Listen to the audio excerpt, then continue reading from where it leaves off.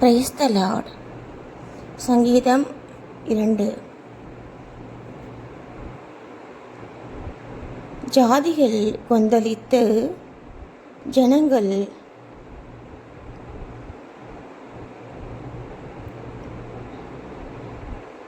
விருதா காரியத்தை சிந்திப்பானேன். விருதா காரியம்னு என்ன தெரியுங்களா?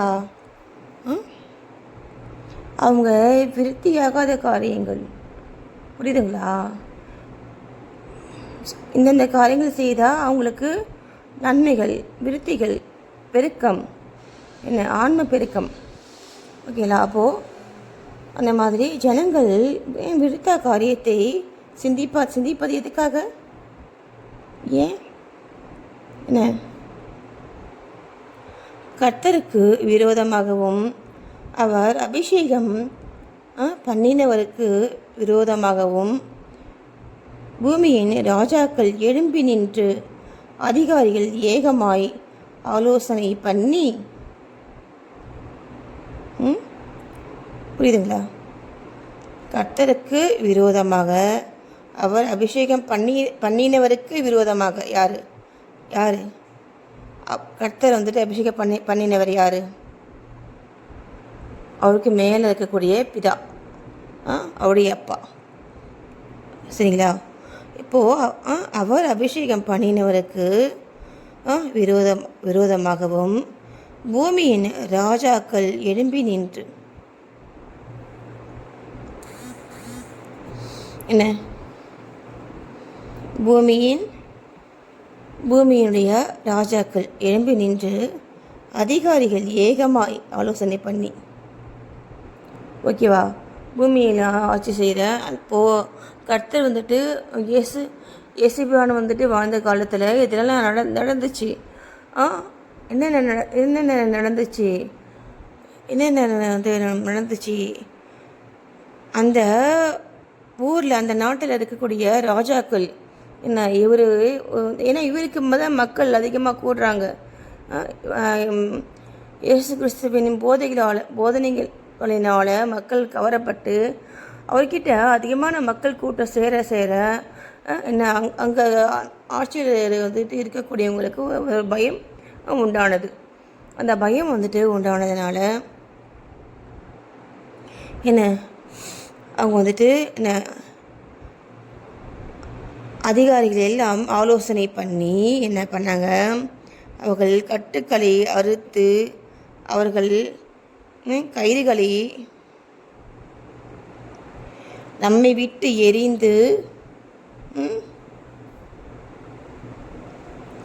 எரிந்து போடுவோம் என்கிறார்கள். அப்படின்னு என்ன, அவங்க என்ன செய்கிறாங்க,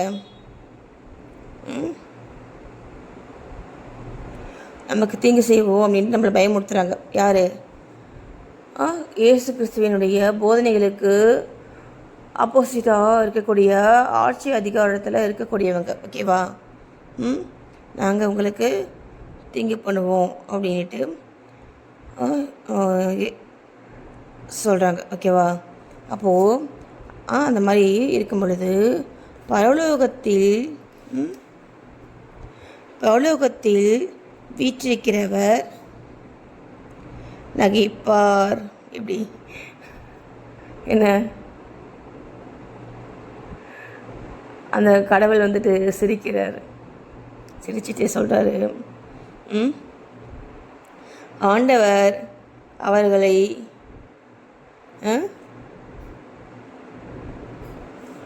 என்ன இகழுவார். சரியா? இகழுவார். என்ன, ஆண்டவர் அவங்க பேச மாட்டாங்க, சொல்ல மாட்டாங்க, ஒரு முகபாவனை காமிப்பாங்க. என்ன இவ்வளோ முட்டாளாக்குவீங்க இருக்காங்க அப்படின்ட்டு நினைப்பாங்க. நேற்று கூட நான் ஒரு அந்த அம்மன் படம் பார்த்தேன்.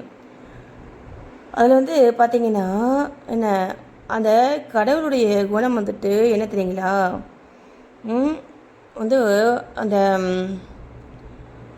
அம்மன் படத்தில் அந்த சௌந்தர்யா இருக்காங்க இல்லையா, அவங்க ஹீரோயின். அவங்களுக்கு பார்த்திங்கன்னா குழந்தை கன்சீவ் ஆகிட்டு அவங்களுக்கு முழுகாமல் இருப்பாங்க. அப்போது வந்துட்டு அங்கே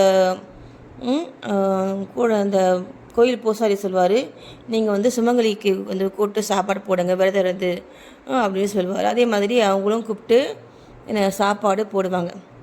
சரியா போட்டு சாப்பாடு போடுவாங்க. அவங்க கூட வந்துட்டு அந்த அம்மனே வந்துட்டு ஒரு குழந்தை, ஒரு சின்ன பொண்ணாக மாறி இங்கே வந்து இருக்கும். சரிங்களா? இந்த அம்மனை வந்துட்டு குழந்தையாக மாறி வந்து அவங்களோட வந்துட்டு இருக்கும். அப்போது அவங்களுக்கு வந்துட்டு எதுவுமே தெரியாது, அப்படியே என்ன மாதிரி இருக்காங்க என்ன. அதுதான் உள்ளே போகாது அவங்களுக்கு. எந்த எந்த எந்த ஒரு நெகட்டிவுமே இந்த இறை கடாட்சம் உள்ளவங்க, இறை ஆற்றல் பெற்றவங்களுக்கு அவங்களுக்கு தெரியாது. இதுதாங்க உண்மை. சரியா? அந்த மாதிரி இருக்கும் பொழுது அவங்க வந்துட்டு அந்த அவங்களாம் சாப்பிட்டு போயிடுவாங்க, ஆசீர்வாதம் பண்ணிட்டு போயிடுவாங்க.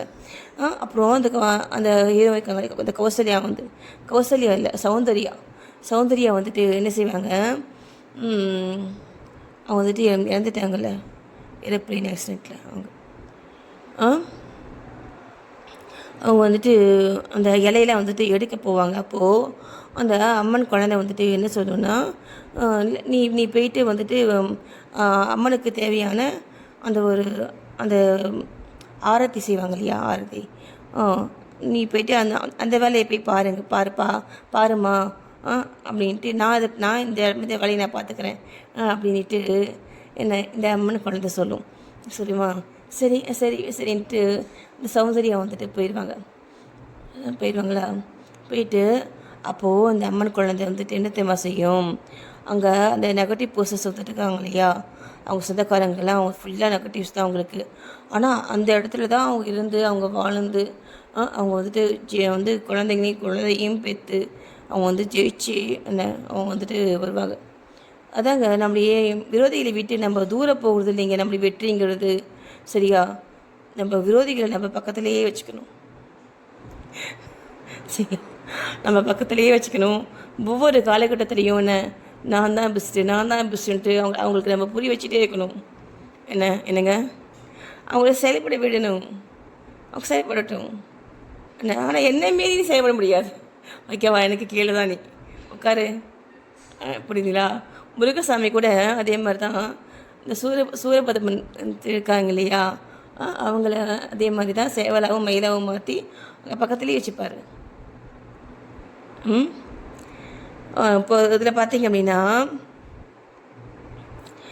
வந்துட்டு என்ன சொல்ல வந்தேன்னா, அந்த குழந்தை வந்துட்டு அந்த இவங்க இருக்காங்க இல்லையா, அது கெட்டவங்க, அவங்கள வந்துட்டு அந்த இலையில வந்து எடுங்கன்னு சொல்லும். அந்த குழந்தை அந்த இலையில வந்து அந்த சிரிச்சிட்டு இந்த இலையில வந்து நீங்கள் வந்து எடுங்க சொல்லும்.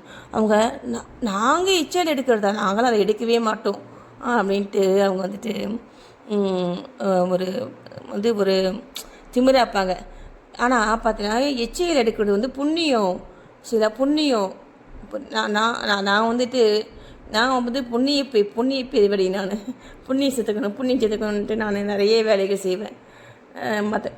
வேறு எதையுமே நான் பார்க்க மாட்டேன். இந்த கௌரவம், ஈகோ இதெல்லாம் நான் பார்க்க மாட்டேன். அந்த எச்சையில் வந்துட்டு இந்த எடுக்கிறது இதெல்லாம் வந்து புண்ணிய காரியங்கள் அதெல்லாம்.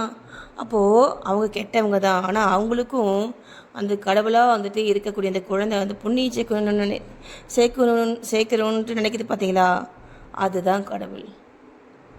நான் சொல்கிறது புரியுதுங்களா?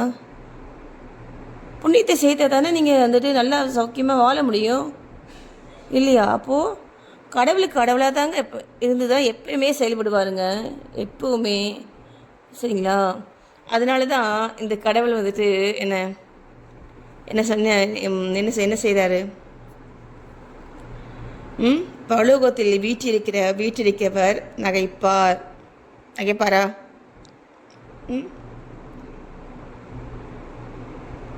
அவங்களுடைய அறியாமையை நினச்சி அவர் வந்துட்டு நகைப்பார். ஆண்டவர் அவர்களை இகழ்வார்.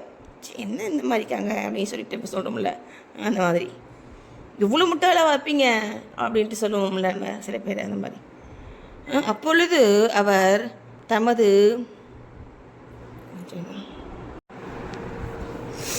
சரிங்களா? அப்போ வந்து பார்த்தீங்கன்னா அப்பொழுது அவர் தமது கோபத்திலேயே அவர்களோடே பேசி தமது உக்கரத்திலே அவர்களை கலங்க பண்ணுவார். என்ன? யார்? கடவுள். நான் என்னுடைய பரிசுத்த பர்வதமாகிய சீயோன் மீதில் என்னுடைய ராஜாவை அபிஷேகம் பண்ணி வைத்தேன் என்றார். யார்? நான் என்னுடைய பரிசுத்த பர்வதமாகிய சீயோன் மீதில் என்னுடைய ராஜாவை அபிஷேகம் பண்ணி வைத்தேன் என்றார். சரிங்களா? அப்போது அவர் வந்துட்டு அவங்கக்கிட்ட அவர்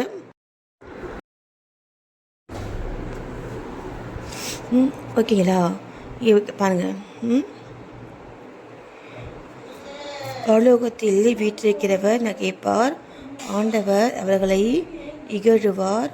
அப்பொழுது அவர் தமது கோபத்திலேயே அவர்களுடனே பேசி தமது உக்கிரத்திலேயே அவர்களை கலங்க பண்ணுவார். நான் என்னுடைய பரிசுத்த பர்வதமாகிய சீயோன் மீதில் என்னுடைய ராஜாவை அனுப்பி அபிஷேகம் பண்ணி வைத்தேன் என்றார். யார் அவர்? யார்? இயேசு கிறிஸ்து தான். ஓகேங்களா? தீர்மானத்தின் விவரம் சொல்லுவேன். ஓகேவா? நான் வந்து என்ன தீர்மானம் பண்ணியிருக்கேன் அப்படிங்கிறத நான் சொல்லுவேன். அதே மாதிரி கர்த்தர் என்னை நோக்கி, நீ என்னுடைய குமாரன், இன்று நான் உம்மை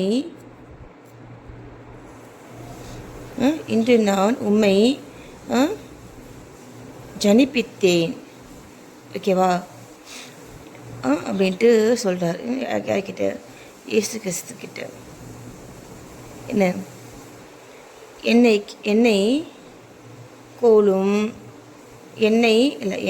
கேளும், அப்பொழுது ஜாதிகளை உமக்கு சுதந்திரமாகவும் பூமியின் எல்லைகளை உமக்கு சொந்தமாகவும் கொடுப்பேன். எப்படி?